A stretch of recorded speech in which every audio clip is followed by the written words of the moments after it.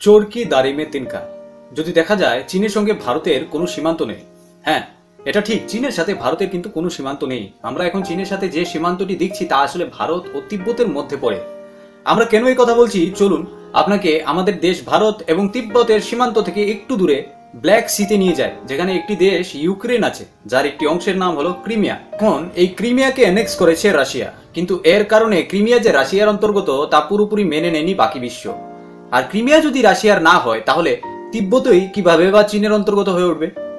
Ukraine যেভাবে Crimea ফিরে পাওয়ার কথা বলে, তেমনি তিব্বতের জনগণও তাদের দেশের স্বাধীনতার স্বপ্ন পুষে রয়েছেন। এখন সময়ই বলে দেবে কবে তিব্বত চীনের কবল থেকে মুক্তি পাবে কি পাবে না। এখন মূল বিষয়টিতে ফিরে আসি। চীনের কর্মকাণ্ড ও আবল তাবল বয়ানবাজি কারোর কাছে গোপন নয়। প্রতিবেশীদের সঙ্গে বিবাদের কারণে চীন প্রায়শই শিরোনামে থাকে।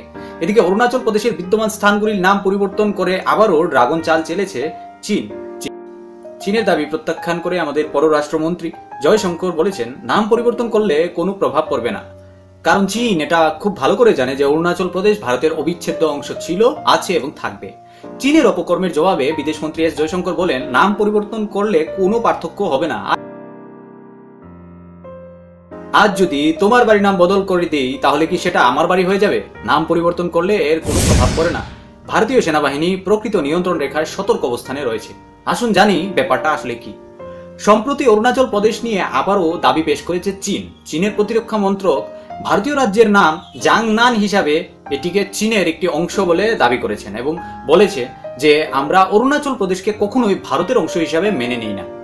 এরপরে ভারত আবারও চীনের এই অযৌক্তিক দাবিগুলি প্রত্যাখ্যান করেছে এবং বলেছে যে উত্তর পূর্ব রাজ্যগুলি ভারতের অভিন্ন এবং অবিচ্ছেদ্য অংশ। বিদেশ মন্ত্রক একটি আনুষ্ঠানিক বিবৃতিতে বলেছে যে অরুণাচল প্রদেশের জনগণ ভারতের উন্নয়ন কর্মসূচি এবং প্রকল্পগুলি থেকে উপকৃত হয়েছে এবং এটি অব্যাহত থাকবে। বিদেশ মন্ত্রকের মুখপাত্র রণধীর জয়সওয়াল বলেছেন যে আমরা অরুণাচল প্রদেশের ভূখণ্ডে চীনা প্রতিরক্ষা মন্ত্রকের মুখপাত্রের অযৌক্তিক দাবিগুলো শুনেছি। এই ধরনের বিবৃতি সম্পূর্ণ ভিত্তিহীন। আমরা এই ধরনের দাবি প্রত্যাখ্যান করি।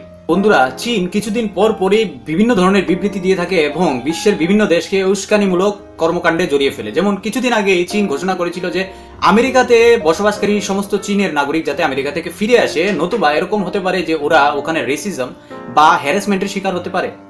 এখন চীন যে কিছুদিন পর পর ভারতের অরুণাচল প্রদেশ নিয়ে বিবৃতি জারি করছে, এর ফলে চীন কি আগামী দিনে কোনো কিছু একটা অঘটন ঘটানোর পরিকল্পনা করছে না? তো এ বিষয়ে আপনাদের মতামত আমাদের অবশ্যই জানাবেন। তো আজকের মতো বিদায় নিচ্ছি বন্ধুরা। আপনারা খুশি থাকুন, আমাদের দেশও খুশি থাকবে। জয় হিন্দ।